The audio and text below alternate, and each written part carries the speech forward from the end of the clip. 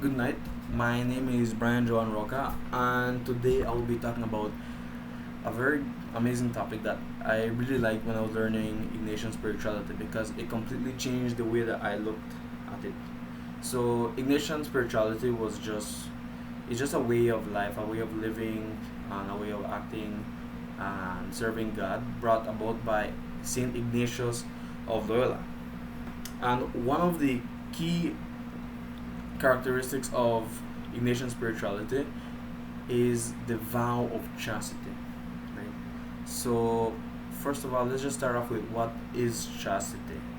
Well, chastity is the proper and loving use of one's sexuality.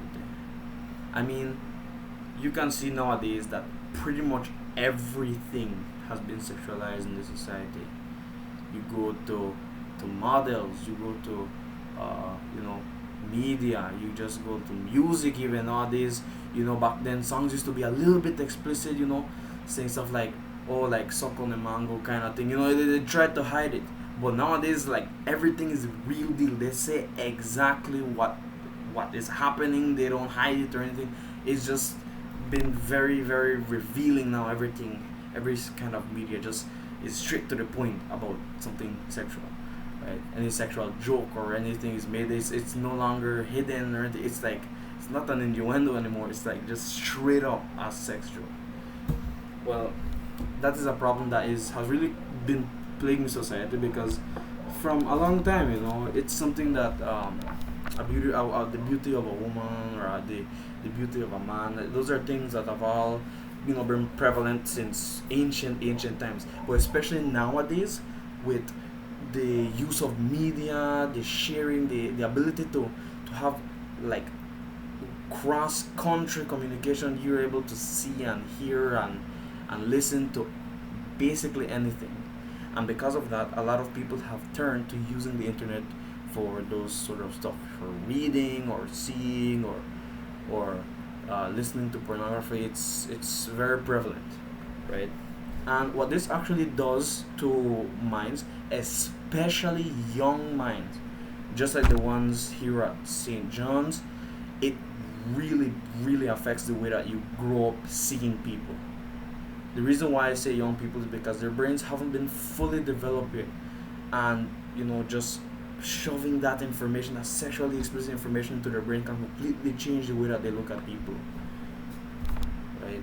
I mean, nowadays, even little boys, you can see little girls, everybody knows what sex is and all the innuendos that nobody should know at that age. I mean, just the other day, talking to like my little cousin 12, and he's talking to me about sex. It's like, how I didn't know about those things till I was like 13 and in sex ed class, right? And he's like 12 telling me that he knew from like 7 or thing. Is it's insane. But yeah, so what that does to young brains, pornography and all those other forms of sexual media, is it it just basically makes you see the physical attributes of a person. It doesn't let you, peel back the layers. It just, you straight up, all you see is how sexy they are, is how beautiful or how physically appealing they are. And it's something that's really bad because there's a lot of good, wonderful, and amazing people out there who just don't have what is considered to be good physical attributes in the modern world. And it's very, very sad because a life changing relationship could be right at your door, right at your doorstep, right at your classroom, and you would never know because you just don't take the time to just acknowledge them for who they are on the inside. And what chastity essentially aims to do is it wants you to love others the way that God intended to love, right?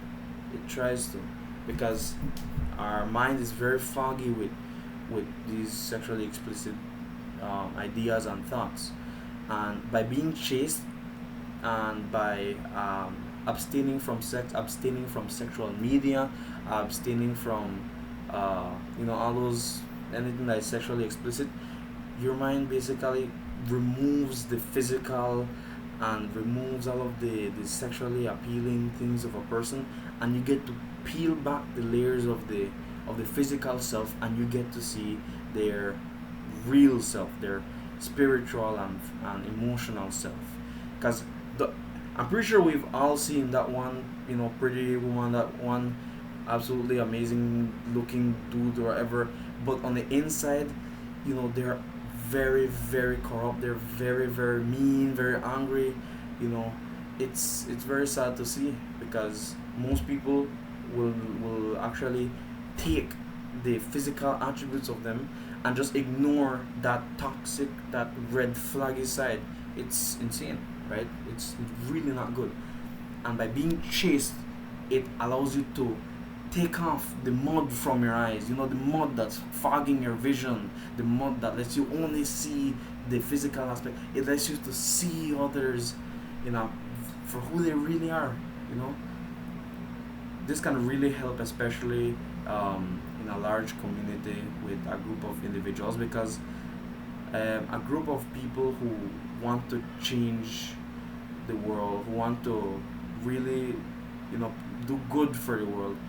If you only see the physical aspect of people, you will never change or do anything, because all that you will end up doing is just disregarding a lot of people who could help, or could be one day one of your partners or anything, and a community just gets shattered by these kinds of things, right?